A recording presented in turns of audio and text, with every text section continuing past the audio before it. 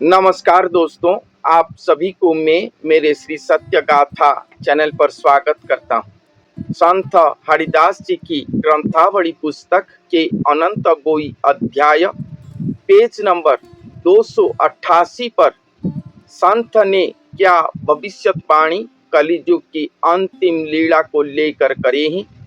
आइए सुनते हैं। बाछी बाछी शिष्य आनिबे लोड़ी, जाहाकू मिलिबो टंका कौड़ी। ये बात वो फेक गुरुओं के बारे में कहते हैं जो कि गुरु साधना न करके अपने आप को गुरु कहते होंगे। सामान्य शास्त्र ज्ञान को याद रख के गुरु होकर बैठे होंगे। वो सब अपने शिष्यों को यूज करके अपना शिष्य संख्या बढ़ाते होंगे। जो शिष्य उनके पास जितने लोगों को लाकर पहुंचा पाया उसे उसी प्रकार के रुपया देते होंगे और वो सब अपने गुरु के लिए ढूंढ ढूंढ के शिष्य लाते होंगे। संपद देखी करुथिबे शिष्य, पद्म संख्या भक्ति मंत्र अभ्यास। संपद को देखकर वो शिष्य करते होंगे। जो धनाढ़ व्यक्ति होगा, जिसके पास धन प्रचुर मात्रा पर होगा, उसी तरह की लोगों को देखकर वो शिष्य करते होंगे और अपना शिष्य संख्या बढ़ाकर पद्म लाखों करोड़ों मात्रा पर करेंगे। दरिद्र जन पाखे न बसाई, वैष्णव निंदिबे अमड़ी खाई। वो सब दरिद्र जनों को अपने पास नहीं बिठाएंगे और अमड़ी खाकर अर्थात निशा द्रव्य मद्यपान करके गांजा अफीम चरस ऐसे निशा द्रव्य खा के वो सब वैष्णव निंदा करेंगे। ऐसे हो जाएंगे गुरु। कलियुग की अंत समय पर ऐसे गुरु रहे होंगे। विराट विराट आश्रम करके बैठे होंगे। नारी लाड़ से होइबे मैत्र, संगात बसिबे नेबाकु वित्त। नारी देह प्रति लोभ रख के, लालसा रख के वो नारियों के साथ मैत्री भाव रखेंगे, दोस्ती करेंगे और उनके वित्त को चोरी कर लेंगे। भागवत पोथी थापिबे घरे, अपना नामे टेकाई संसारी। श्रीमद् भागवत पोथी को अपने घर पर स्थापन करेंगे। अपने आप को एक शिक्षित संस्कार व्यक्ति के रूप में स्थापन करेंगे। भागवत पोथी अपने घर पर स्थापन करके लोग जानेंगे कि ये संस्कारी मनुष्य है। पंचामृत बाढ़ी त्रिपुरा से भी बोलाऊ थिबे आंभे अनुभवी। पंचामृत लेकर त्रिपुरा के पास समर्पण करेंगे। त्रिपुरा अर्थात आदि शक्ति देवी स्वरूपिणी, उन्हीं को ही वो सब पूजा करते होंगे और कहते होंगे कि हम अनुभवी हैं, हम शक्ति को अनुभव करते हैं, शक्ति से निर्देश पाते हैं। शक्ति जिस तरह से कहते हैं हम उसी तरह ही करते हैं। हमारा विपद आपद समय पर शक्ति हमें सुरक्षा देते हैं, हम परिष्कार उन्हें अनुभव करते हैं। ये सब कहते होंगे। जटा का छटा विभूति लगाई, प्राणी भंडीबे कुहुक दिखाई। और क्या करेंगे कि जटा बढ़ाएंगे, जटा धारण करेंगे, काछा पहनेंगे, अपने शरीर पर विभूति लगाएंगे और कुहुक विद्या दिखाकर, कुहुक विद्या जादूकरी विद्या, ये दिखाकर प्राणी जनों को ठकेंगे, दिखाएंगे कि देखो हम कितने बड़े साधक हैं। ऐसे लोगों को सब ठकेंगे। एथु रामचंद्र कही भी कहते, सुन धर्मो जादेव भरत। ये सब कलियुग की साधु संत गुरु जनों की आचार विचार होगा। ऐसे आचार विचारधारी हो जाएंगे कलियुग की गुरु, जो कि प्रकृत गुरु साधना को न करके अपने आप को गुरु कहलाएंगे। लोगों को ठकेंगे, धनाढ़ लोगों को देखकर शिष्य करेंगे, मंत्र प्रदान करेंगे, भागवत पोथी स्थापन करेंगे, देवी माँ का पूजा अर्चना करेंगे, विभूति लगाएंगे अपने शरीर पर, कुहुक जादूकरी विद्या दिखाएंगे, लोगों को वशीभूत करेंगे और उनसे रुपया हड़प करेंगे। ऐसे हो जाएंगे लोग। और संत कहते हैं कि इनके बारे में और मैं कितना कहूँ। पिछले 2 एपिसोड पर मैंने आपको सुना रहा हूँ उनके बारे में। संत ने लिखे हैं। ये 3 नंबर एपिसोड है, उस पर भी कुछ लिखे हैं। दीन अच्युतर काही भरोसा, चित्रांगी तटे लगाई आशा। दीन अच्युत अच्युतानंद दास जी के बारे में यहाँ पर लिखा गया है। चित्रांगी तट अर्थात चित्रोत्पला नदी के धार पर उनका समाधि स्थान है, उनका साधना क्षेत्र था। वहीं पर बैठकर वो प्रभु को लय लगाते थे और वहीं पर ही वो सब बात जानकर ये सब लिखे हैं। जेते सुनिलु रामचंद्र वत्स, चिता मात्र सत ये सर्व मिछ। और रामचंद्र दास उनके प्रिय शिष्य को कहते हैं स्वयं अच्युत कि ये जितने बात मैंने सुनाया, कलियुग की गुरुओं की अवस्था, प्राणी जनों की अवस्था, साधारण जनों की अवस्था, ये जितने भी बात बताया ये सब मिथ्या के घेर पर रही होंगी। एकमात्र चेतना ही सत्य है, एकमात्र चेतना सत्य है। आप कितने समय प्रभु को दे पा रही हो? यहाँ पर प्रभु के नाम गा रहे हो, उधर नौकरी पर क्या क्या काम बाकी रह गया है उसके बारे में चिंता कर रही हो। ऐसे नहीं होगा, वो काउंट नहीं होगा। आप कितने समय भगवान के पास अपने चिंतन को युक्त करके रखे, वही काउंट होता है। भगवान उतना ही ग्रहण करते हैं। दैव इतना ही विचार करता है कि ये कितना समय प्रभु को दिया है, कितने समय प्रभु के पास वो जो होके रह पाया है। यही कहते हैं कि यही चेतना ही सत्य है, बाकी सब मिथ्या है। आप गुरु करोगे, गुरु आश्रम को जाओगे, अच्छी बात है। सतगुरु की सेवा कर रहे हो, सिद्ध गुरु के पास पहुंचे हो, उनके नाम को जाप कर रहे हो, मंदिर वगैरह जाते हो, मंदिर पर सेवा करते हो, सब भी अच्छी है। मगर कितने समय तुम भगवान से युक्त होकर रख पाए हो अपने मन को, अपने चेतना को, अपने चिंतन को? बस उतना ही काउंट करेंगे भगवान। वही सत्य है, बाकी सब माया संसारी है, मिथ्या है। 24 घंटे भगवान के मंदिर के अंदर बिताने से पुण्य अर्जन नहीं होता। भगवान के साथ आप जितने समय जुड़कर रहेंगे वही पुण्य है, वही पुण्य ही आत्मा के साथ जाता है, आत्मा को ऊर्ध्वतम करता है, वही पुण्य। 24 घंटे भगवान के स्थान रहने से वो काउंट नहीं होता। चांडाल ब्राह्मण हेबे एकत्व, क्षेत्र प्राय करी खाइबे भात। चांडाल ब्राह्मण दोनों एकत्व हो जाएंगे और क्षेत्र पर एक ही स्थान पर बैठकर खाएंगे। ब्राह्मण चांडाल एक हो जाएंगे, अर्थात ब्राह्मण जो होंगे वो अपने ब्रह्मत्व को क्षय कर देंगे। चांडाल प्रकृतिधारी हो जाएंगे, जो वेद मंत्र उच्चारण करते होंगे वो, उनका कर्म है भगवत सेवा, उसे त्याग देंगे। मद्यपान करेंगे, चंडाल की तरह जीवन बिताएंगे, व्यवसाय करेंगे, ये सब करेंगे और ब्राह्मण चांडाल एक हो जाएंगे। एक बात मुझे याद आता है कि पास में हमारा मद्य बिक्री होता है, तो ब्राह्मण लोग भी आते हैं, चांडाल भी आते हैं, तो वहाँ बैठकर ब्राह्मण उनके साथ मद्यपान करता है और तब भी कहता है कि नहीं, मैं ब्राह्मण हूँ, मुझे पहले दो, उसके बाद ये शूद्र है उनको देना। ब्राह्मण चांडाल शूद्र जाति ये दोनों मिलकर एक ही चिलम पर गांजा लेते हैं। तो जब आरंभ होता है, पहले ब्राह्मण लेता है उसे कि वो ऊंचे जाति का है, और उसके बाद जो शूद्रजन है वो लेते हैं, मगर एक ही चिलम है, उस पर दोनों लेते हैं। यही है समाज।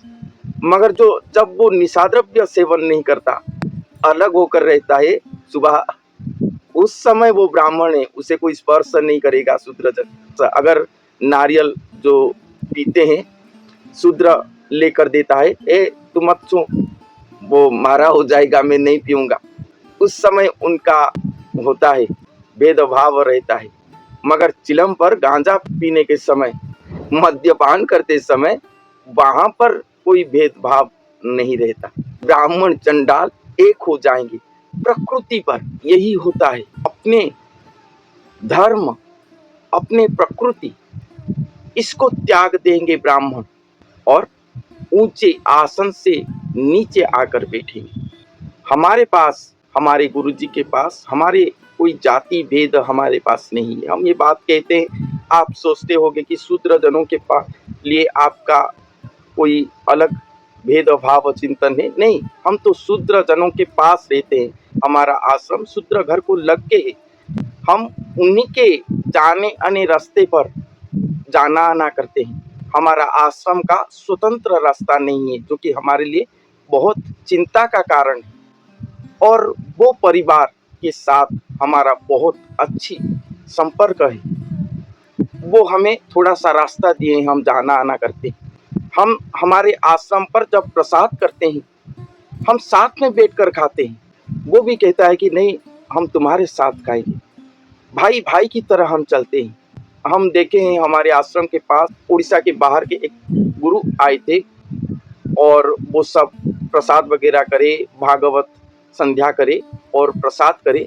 तो वो पहले ब्राह्मण जनों को खाना देते थे, उसके बाद वो खुद खाते थे और जो बलता था वो शूद्र जनों के पास बांट देते थे। हमारा आश्रम पर ऐसा नहीं है। हम अगर कभी प्रसाद करते हैं, प्रसाद को पहले सम्मान देते हैं, क्योंकि वो प्रभु की प्रसाद है, प्रभु की उचिष्ट है। सभी समान हैं, सब बैठकर एक साथ खाते हैं। ऐसे ही हम किसी के उचिष्ट ग्रहण नहीं करते, ये सत्य है। किसी के घर के पाक जिनसे हम नहीं खाते, फिर भी हम मिलकर चलते हैं और वो लोग ही हमें रास्ता दिए हैं। हम जा रहे हैं, मगर आश्रम, हमारे गुरुजी के आश्रम के लिए जो स्वतंत्र रास्ता है वो नहीं है, जो हमारे लिए बहुत ही चिंता के कारण है। और आप अगर कोई सतजन हैं, क्योंकि वो रास्ता खरीदने के लिए हमें 15 लाख के आसपास चाहिए, जो कि हमारे लिए ना की बराबर है। अगर कोई सतजन सक्षम है हमारे गुरुजी के आश्रम के लिए, तो जरूर ही हमें सहायता कीजिए कि हम हमारे आश्रम के लिए एक रास्ता निकाल पाए। जरूर ही हमें सहायता कीजिए। ये बहुत ही, मैं तो मेरे आश्रम के बारे में आज तक नहीं कहा हूँ, इसके महात्म्य के बारे में, मगर भविष्यमाणिका ग्रंथ पर इसके बारे में वर्णन है। ये एक महागुप्त पीठ है, अभी निर्देश नहीं है इसके बारे में कुछ भी कहना। मगर अगर आप सक्षम हैं, ऐसे एक गुप्त गुरु के आश्रम को सहायता कीजिए। मेरे गुरुजी सिद्ध गुरु थे, समाधि योग साधक गुरु थे। ये जो वर्णन कर रहा हूँ भविष्यवाणी से कि गुरुजन ऐसे होंगे, ऐसे नहीं थे। धनाढ्य लोगों के पास वो नहीं बैठते थे, उनको रोड से ही मना कर देते थे, नहीं आना यहाँ। और अधिकतम समय भगवान के कर्म के लिए बिताते थे। उनके पूरे जीवन को भगवान के कर्म पर ही समर्पण कर दिए। समाधि योग गुरु वेद पर वर्णित है, वो लोग गहरी को पसंद नहीं करते, ऐसे ही थे वो। और उनकी महिमा अत्यधिक है, वर्णन मैं नहीं कर रहा हूँ। फिर भी आप सभी को अनुरोध करता हूँ कि इतने बड़े गुरु के शिष्य होकर भी मैं लाचार, मेरे गुरुजी के आश्रम के लिए एक रास्ता भी मैं निकाल नहीं पाता। अगर आप सहायता करेंगे तो ये हो सकता है। अगर आप सामर्थ्य हैं तो जरूर सहायता कीजिए। हमारे आश्रम पर ये नहीं है, यहाँ पर ब्राह्मण चंडाल सभी को हम सम्मान देते हैं, उनके स्थान उनको देते हैं और सभी के साथ हम मिलकर बैठते हैं। तो चलते हैं, उसके बाद संत ने क्या कहे हैं आइए सुनते हैं। चांडाल और ब्राह्मण हेबे एकत्व, क्षेत्र प्राय करी खाइबे भात। चांडाल ब्राह्मण सब एक हो जाएंगे, क्षेत्र पर मिलकर बैठेंगे। निश्चय जानिब नीलाद्रि कपट, आंबे जन्मी थी वो उदय बट। ये सभी लक्षण जब दिखाई देगा तब निश्चित ही जान लेना कि नीलाद्रि नाथ स्वयं कपट आचरण करे। स्वयं नीलाद्रीनाथ श्री जगन्नाथ महाप्रभु अपना कपट लीला संसार पर आरंभ कर चुके। आंबे जन्मी थी वो उदय बट संत श्री अच्युतानंद के शरीर पर स्वयं श्री अच्युत कह रहे हैं कि हम उदय बट पर जन्म लिए होंगे। उस समय उदय बट स्थान, उदय बट अर्थात वो महापुरुष जो आएंगे अपने शरीर पर स्वयं श्री जगन्नाथ महाप्रभु को धारण करके जगत को सुरक्षा देंगे। जैसे वटवृक्ष रौद्र ताप से रक्षा करके शीतलता प्रदान करता है, उसी तरह वो महापुरुष सुरक्षा देंगे महाप्रलय के मुख से पृथ्वी को, अपने भक्त जनों को। वही उदय वट होकर विख्यात होंगे, उदय वट स्वरूप होंगे। वो मनुष्य को कहा गया है, अन्य कोई नहीं। वो ही बांछा कल्पवट तरु होंगे।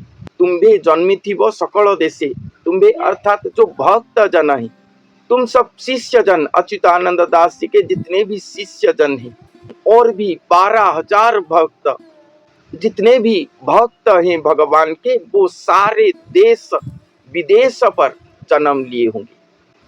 भविष्यवाणी ग्रंथ पर 12,000 भक्त के बारे में लिखा गया है और 12,000 भक्त कल की भगवान से निराकार मंत्र प्राप्त करेंगे और ये 12,000 से 3,000 भक्त उनके सदा कर्म पर लगेंगे। उनमें से 256 और 64 सिद्ध भक्त, 108 और भी 56 शिष्य, 12 जन, 13 जन, ये सब स्तर बाई स्तर उन्हें रखा गया है और सबसे निकटतम उनके 7 जन ही होंगे, 5-7 जन, जिनके साथ वो हमेशा उठते बैठते होंगे, सभी कार्य पर उनको ही रखते होंगे अपने पास, अति विश्वस्त होंगे कल की भगवान के या वो महापुरुष के। और ये 12,000 ये हमेशा हर युग पर जन्म लेकर आए हैं। भगवान अवतार पुरुष के साथ वो सब रहे, इस कलियुग पर भी वो आएंगे। और भी अनेक भक्त श्री जगन्नाथ महाप्रभु के स्वतंत्र कार्य के लिए सृष्टि हुए होंगे। आप सब मुझे कहते हो कि मैं स्वप्न पर देखा हूँ, ये वेरी इंपॉर्टेंट पॉइंट है। आप सब कहते हो कि मैं स्वप्न पर देखा हूँ, मुझे लगता है कि भगवान मुझे बुला रहे हैं, कार्य देंगे, हम भी कार्य पर लगेंगे। और ये सब कुछ सुनकर आप सोच लेते हो कि मैं ही वो महापुरुष हूँ, शायद मुझे ही धारण करेंगे भगवान। नहीं, ऐसा नहीं। अगर आपको स्वप्नादेश होता है, अगर आपको आकर्षण होता है, तो ये मान लेना शायद ये हो सकता है कि तुम सब वही 12,000 भक्त के अंदर हो सकते हो। जब भगवान आएंगे तब उनके कर्म पर तुम सब लग सकते हो। इसीलिए अगर ऐसे हो रहा है तो अपने आप को भगवान के अंग धारक वो महापुरुष मत सोचो। सोचोगे तो तुम्हारा अधोपतन हो जाएगा, आत्म अधोपतन हो जाएगा। ऐसे मत सोचो और भी निष्ठा आचरण करो, भक्ति बात को बढ़ाओ और इंतजार करो भगवान के कार्य के लिए। भगवान खुद तुम्हें सक्षम करवाएंगे, गढ़ेंगे। तुम सब 12,000 भक्त के अंदर हो सकते हो। ये महापुण्यमय महाकीर्ति जो होगा उस पर तुम्हारा नाम हो सकता है। इसे अपचय मत करो। ये याद रखना, अगर किसी को आकर्षण हो रहा है, निर्देश हो रहा है स्वप्न पर, वो देख रहा है, तो अपने आप को वही सोचो, भगवान या महापुरुष मत सोचो। तुम्हें जन्मी थी वो सकल देशे, सभी भक्त जन देश पर जन्मे होंगे। बलदेव थिबे अमरवासी, बलदेव बलभद्र वो अमरवास पर रहे होंगे। अमरवास अर्थात वो महापुरुष के शरीर पर रहे होंगे, क्योंकि वो स्वयं अमरत्व को लाभ करे होंगे। सभी अमरगण वो महापुरुष के शरीर पर आकर एकत्रित होंगी, क्योंकि स्वयं श्री जगन्नाथ महाप्रभु का आगमन होगा। 4 युग बीत गया, जो सृष्टिकर्ता भगवान के शरीर से सभी देवी देवतागण सृष्टि हुए थे, वो कैसे दिखते हैं, उनका स्वरूप कैसा है, कोई नहीं जानता। एक क्षण के लिए भी उनके स्वरूप को कोई भी दर्शन नहीं किया है आज तक। और जब शून्य से वार्ता आएगा कि यही महापुरुष के शरीर पर वो आएंगे, तब जैसे मेला लगा हो धरती पर, उसी तरह शक्ति महाशक्तिगण, देवी देवतागण, शून्य देही ऋषि मुनिगण, शून्य देही भक्तगण सब आएंगे। ज्योतिर्बिंदु स्वरूप पर आकर वो महापुरुष के शरीर पर बैठेंगे। वो महापुरुष दिखने में स्थूलाकार होंगे, साधारण मनुष्य आकार होंगे, मगर उनका एक स्वतंत्र शून्य शरीर होगा। 2 स्वरूप वाले होंगे वो, क्योंकि उनके शरीर पर स्वयं नारायण ब्रह्म आकर संस्थापित होकर, व्याप्त होकर स्वयं ब्रह्म देह धारण करे होंगे। वही ब्रह्म देही पर वो आकर बैठे होंगे, क्योंकि ब्रह्म महाविराट काय है। ब्रह्म के शरीर पर स्वर्ग मर्त्य पाताल सहित 21 पूरा रहा है। वहीं पर ही सब आकर एकत्रित होंगे। वही अमर वास है, और बलराम आकर वही अमर वास पर रहे होंगे। ये बात को कोई भी जान नहीं पाएंगे। खुद उदय वट पर मैं रहूंगा तो एक वट वृक्ष को स्थापन कर लेते हैं, उस स्थान को उदय वट का नाम दे देते हैं, वही नाम पर उसे विख्यात करते हैं। बलदेव रहे हैं, कहीं स्थान के नाम आ गया तो अपने आप को ही सोच लेते हैं, ये गलत है। महापुरुष बहुत ही तात्विक पर लिखे हैं ये सब। राम तुम्भों को या कली व्यकत पाद पद्म कीट दिन अच्युत। अपने परम प्रिय शिष्य रामदास को स्वयं अच्युत देवता कह रही, और वही अच्युत देवता श्री जगन्नाथ महाप्रभु के श्री पद्म पाद पर एक कीट सदृश रही। अपने आप को ऐसे नगण्य सोच रही होंगी, कीट ऐसे नगण्य सोच रहे होंगे अपने आप को। इतने बड़े बड़े महापुरुष जिनके शरीर पर स्वयं सृष्टिकर्ता श्री जगन्नाथ महाप्रभु आकर रहेंगे, सभी देवी देवता ज्योतिर्बिंदु स्वरूप होकर रहेंगे। महाविराट गया महापुरुष ही वो, मगर वो अपने आप को इतने नगण्य मानते होंगे। बहुत ही बड़ा महाप्रेममय महाअध्याय है। अगर हमारे जीवित काल समय पर वो महापुरुष देहधारी होकर प्रकट हो गए, हम एक बार अपने जीवन काल के अंदर उनके स्वरूप को दर्शन कर पाए, तो हमारा जीवन धन्य धन्य हो जाएगा। उन्हीं के गुणगान ओडिशा की भविष्यवाणी ग्रंथों पर किया गया है। यही एकमात्र प्रकृत संदेश है ओडिशा की भविष्यवाणी ग्रंथों पर। बाकी तो देखते हैं कि समाज के बारे में कैसे वर्णन किया गया है, समाज के गुरुओं के बारे में कितने भयंकर बातें वर्णन किया गया है और सटीक तरीके से किया गया है। एक एक शब्द सटीक है। 600 साल पहले ये लिखा गया था और अभी ये सत्य होकर प्रतिफलित तो हो रहा है। तो देखते हैं वो महापुरुष कब प्रकट होकर हमारे सामने आते हैं। जब तक वो नहीं आते, ये डुप्लीकेट से हमें बचना चाहिए। अपने घर पर सुरक्षित रहे, हमारे भक्ति प्रीति सभी को अखंड रखें, सुरक्षित रखें। किसी के माया जाल पर हमें नहीं पड़ना चाहिए। तो यही शुभ चिंता में आप सभी के सामने प्रकाश करता हूँ। तो आज के लिए इतना ही।